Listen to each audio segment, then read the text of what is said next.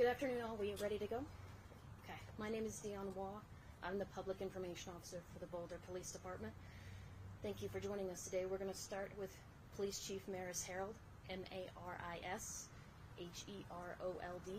and she will be followed by District Attorney Michael Dougherty, M-I-C-H-A-E-L-D-O-U-G-H-E-R-T-Y. This time I'm going to turn it over to Chief Herold to talk about what happened last night. Chief? Thanks, Dion. Good afternoon, everybody. Thank you for coming out this afternoon on Friday afternoon.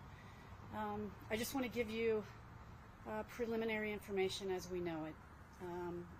I want to caution everyone that this is a rapidly evolving investigation, and this is all preliminary investigation and what we know now, because I think it's important to be as transparent as possible when officers have to use lethal force. So last night at approximately 9:40 in the evening, our dispatch center received a call from a woman who was afraid for her life, and she had a previous relationship with this man. The man had been calling her that evening, saying that he was going to come over to her residence and that he was known to carry a firearm. You know, I started my career in social work, and I investigate a lot of family violence, so I know how dangerous these situations are, both for victims and the responding officers. And so last night was no different. This was a scary incident and really terrifying for the female victim. The suspect was known to be armed, and he also had active felony warrants for his arrest in both the city of Boulder and Adams County for domestic violence and other related charges. Our charges stem from at least one previous incident with the victim at this location. The first officer arrived on the scene at approximately 10 o'clock in the evening, did an intensive interview with her, and waited for additional cover cars. The suspect was supposed to arrive at her residence a little bit after 10, between 10 and 10:30. At approximately 11:16, the suspect drove up to this woman's home. There was a very brief confrontation with the suspect, and one of our officers deployed a taser, which was partially effective. Seconds later, the suspect pulled a 9mm handgun. Two Boulder police officers fired their guns, striking the suspect. The suspect tragically died at the scene. He has been identified by the Boulder County Coroner's Office as Christopher Swagner. He is a white male, 36 years old. He did not live in Boulder. Thankfully, last night, our officers or any other victims in the area were not injured during this incident. You know, the use of deadly force is something no officer wants to do or engage in. The taking of a life is the most serious action an officer can take, and it will stay with them the rest of their lives. We've asked the Boulder County investigation team to investigate the officer-involved shooting like any other case where an officer fires their weapon. They are currently conducting interviews with the involved officers, so I'm not allowed at this point to give any information about their interviews. Once the interviews and the investigation is concluded, this investigation will be turned over to the District Attorney's Office, Michael Dougherty's office. I want to reiterate at this time, I have no reason to believe this was anything other than a tragic but justifiable shooting based on the facts as we know them now. I also want to encourage anyone who is a victim of domestic violence to reach out for help. The Safe House Progressive Alliance for Nonviolence, known as SPAN, is a great resource for help, and so is our Boulder Police Department. We have victims advocates here as well who are always willing to help. At this time, I'm going to turn it over to Michael Dougherty, and then we'll answer a few questions. I want to thank you again for coming out.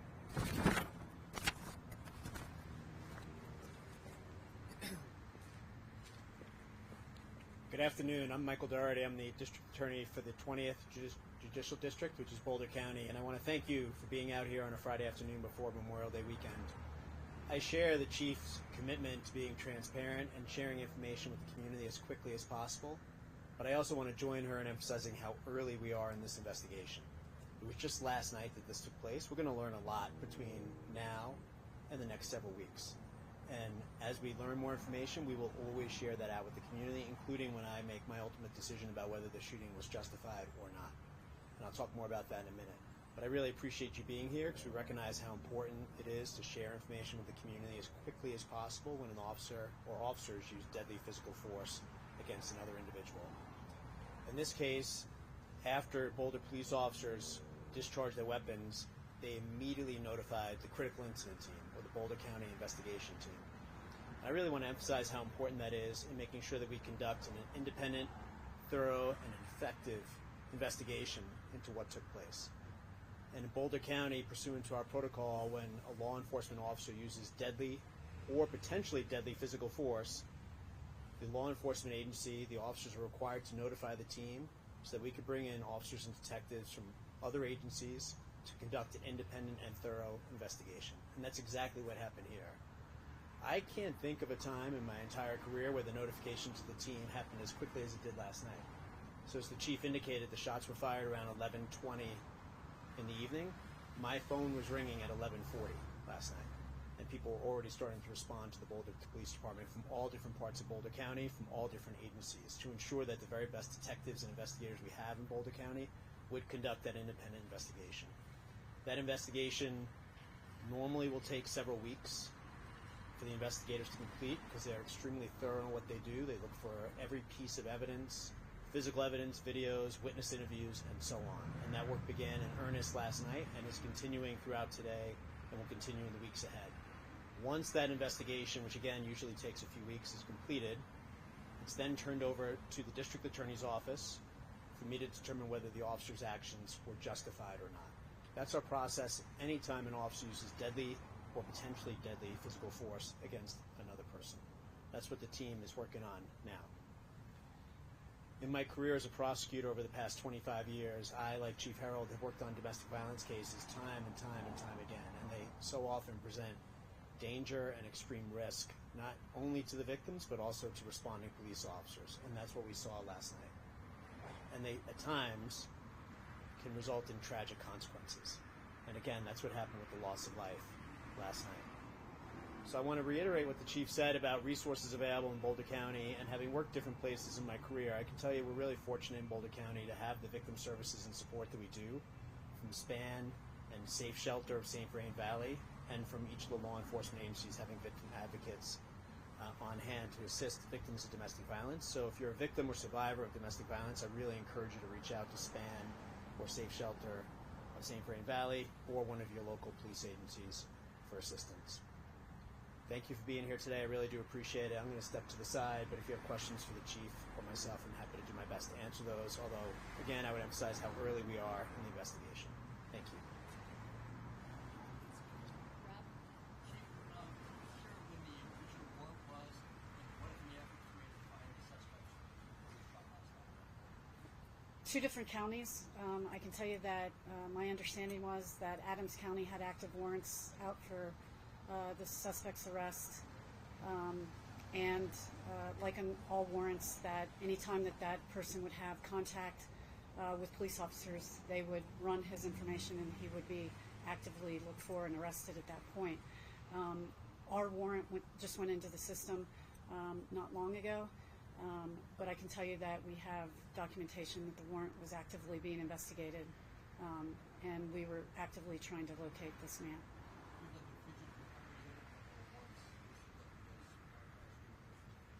We don't have a fugitive unit, but we do have detectives and officers that do this kind of work on an ongoing basis.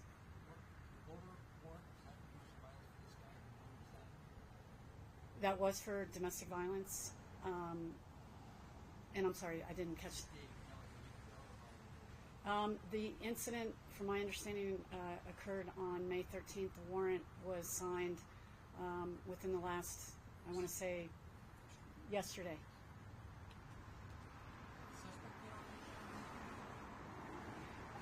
Was your question, did the suspects fire any shots? We're still looking at that. I can't tell you definitively if he did or not at this point. I'm sorry. And just a reminder, Boulder, we're not investigating the actual case. Those questions can be answered later when we really have a thorough understanding of what happened, and they do still shots of the body worn camera. But I'm sorry, I just can't answer that at this time. Do you know if the officer that first tried to taser was he one of the same two that also tried? I believe that was a different officer, and I believe from what I am being told, the taser deployment was partially effective, not completely. Did not completely incapacitate the suspect. Was the victim able to share anything with you as far as other officers? Too early to say. They're still working, obviously, with this victim, and you can imagine how horrific this would be for a victim. And but the officer's quick response and this suspect with a gun. Thank God they responded it the way they did and so quickly. And I don't want to. I just don't know. I just don't know at this point. May 13th incident was at the same address and the warrant for that was issued today. I believe so, sir. Any other questions? Given that you knew that the suspect was potentially armed, what steps are officers supposed to take to avoid a deadly confrontation like this? Yeah, that's a great question. And the community knows how passionate I am about the sanctity of all human life and tactics that these officers are trained in. Most certainly, time, distance barriers are used in these types of incidents. And so, I can tell you that from my perspective, less lethal force was attempted, but was partially effective. But I can tell you this is always at the forefront of our officers. They've received a tremendous amount of training on how important it is tactically, communications, and intelligence gathering on situations like this. That at the center of our use of force model is the sanctity of all human life. I hope that's helpful, John.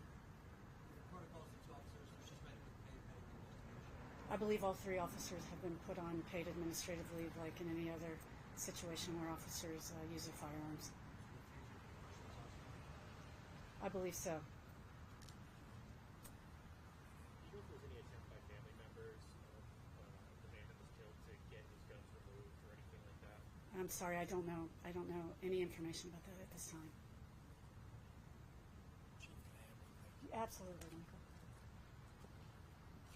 I really appreciate all the questions you have, and these are all valid questions, of course. I want to emphasize that once I make the decision as district attorney as to whether the shooting was justified or not, I share that information with the community in the form of a very detailed report that's posted on our website.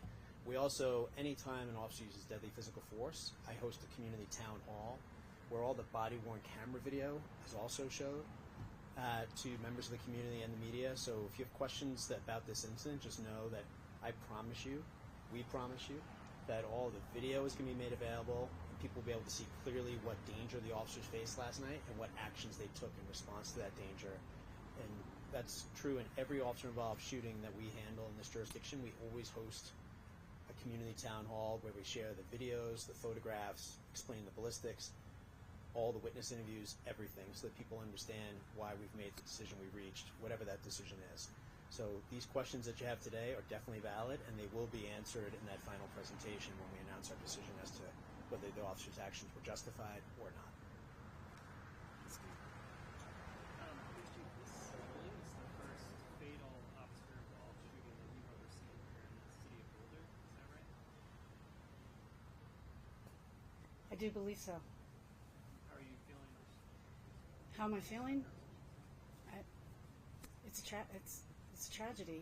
It's a tragedy for this man's family. It's a tragedy. These officers will never be the same. This victim will never be the same. We're all tired. We've all been working hard, and I'm just glad there was no other victimization regarding this incident. Thank you all for coming. Thanks, guys. I appreciate you coming out.